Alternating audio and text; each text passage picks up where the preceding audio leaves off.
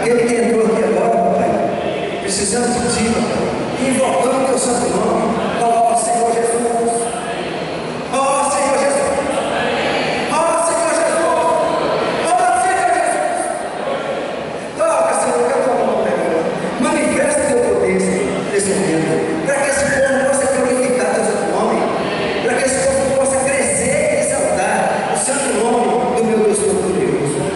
Meus queridos irmãos amados, eu tenho toda a certeza do mundo, porque eu estou sentindo a presença de Deus nesse momento.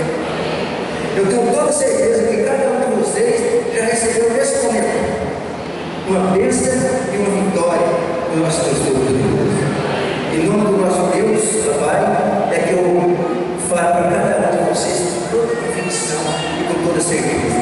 Aquele que precisar invocar o santo nome do nosso Deus, ele tem felicidade na vida e tudo ele possa se cumprir o que ele fala.